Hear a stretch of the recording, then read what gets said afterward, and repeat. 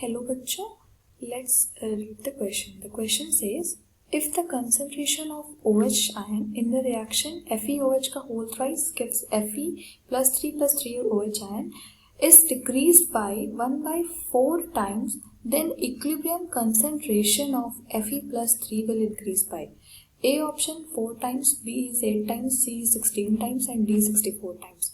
तो बच्चों इस क्वेश्चन का जो की कॉन्सेप्ट है वो है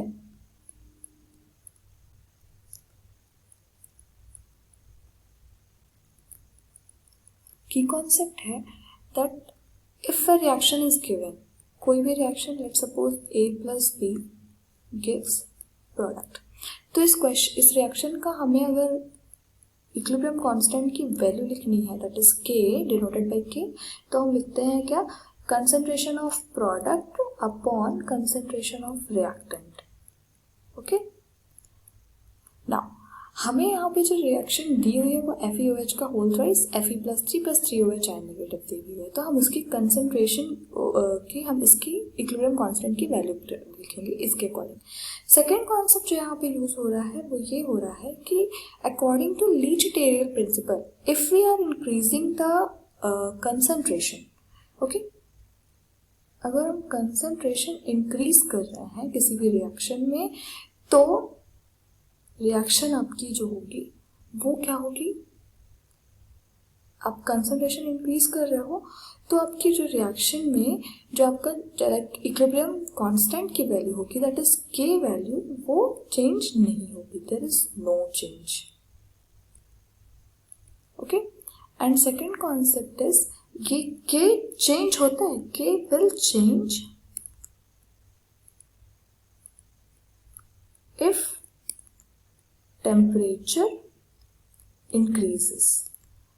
टेम्परेचर इंक्रीज करेंगे तो के की value, that is equilibrium constant की वैल्यू चेंज होगी. तो ये दो कॉन्सेप्ट आपके यूज होने वाले हैं इस पूरे क्वेश्चन में. तो जो रिएक्शन दी हुई है वो है क्या, FeOH का होल थ्राइस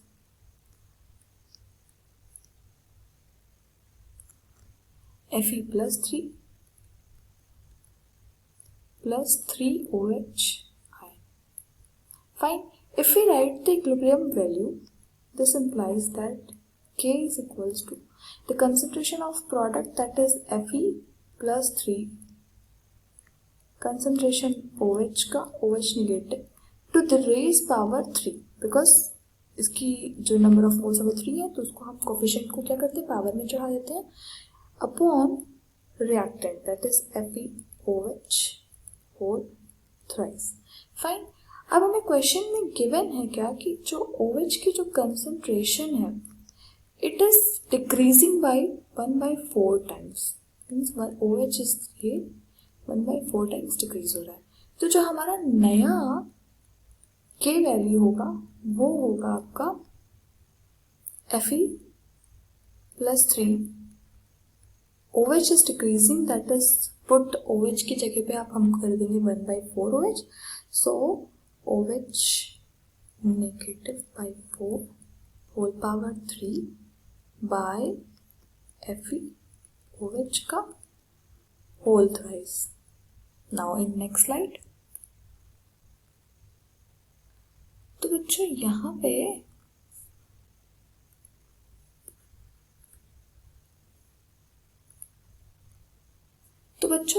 पे क्या है, के वैल्यू जो हमने के निकाला है वो क्या था, K is equals to Fe plus 3, that will be what, OH 4 4 is 16, 16 4 is 64, OH negative, it was in 64 FeOH whole thrice, means जो K वैल्यू है वो आपका क्या हो रहा है, 64 टाइम्स क्या हो रहा है, 64 टाइम्स आपका डिक्रीज हो रहा है या इंक्रीज हो रहा है, मतलब K वैल्यू पर इफेक्ट आ रहा है, ठीक है ना. लेकिन हमने पीछे पढ़ा ही कि जो इक्विलिब्रियम कांस्टेंट की वैल्यू होती है वो कंसंट्रेशन के चेंज होने से नहीं चेंज होती है, वो टेम्परेचर के चेंज होने से चेंज होती है. तो इसका मतलब कि हमने कुछ टेम्परेचर में चेंज किया होगा, या अगर चेंज हो रहा है तो, लेकिन हमने टेम्परेचर में कोई क्वेश्चन में दिया नहीं है, तो हम इस नीचे डिनोमिनेटर टर्म को बैलेंस आउट करने के लिए हम OH हमारा जो है OH और डिनोमिनेटर के टर्म को बैलेंस आउट करने के लिए हम Fe+3 के जो कंसंट्रेशन है हम उसे बढ़ा देते हैं, और अगर हमें बढ़ाना है तो हमें 64 टाइम्स इसे भी लेना होगा। फाइन, 64 टाइम्स, तभी ये दोनों क्या होंगे, कैंसिल आउट होंगे। दैट इज 64 यहाँ हो जाएगा, 64 यहाँ हो जाएगा, और ये क्या हो जाएगा, Fe+3 OH अपॉन FeOH का होल थ्राइस। तो ये दोनों एक दूसरे को कैंसिल आउट कर देंगे और इक्विलिब्रियम कांस्टेंट की वैल्यू एज रिमेन सेम हो जाएगी। तो इसकी वजह से हम जो Fe+3 का कंसंट्रेशन है वो क्या कर रहे हैं, वी आर इंक्रीज कर रहे हैं। क्या कर रहे हैं, इंक्रीज कर रहे हैं। तो the correct option will be option D, that is 64 times increasing. The concentration of Fe+3 will increase by 64 times. Hope you understood it well. Best of luck.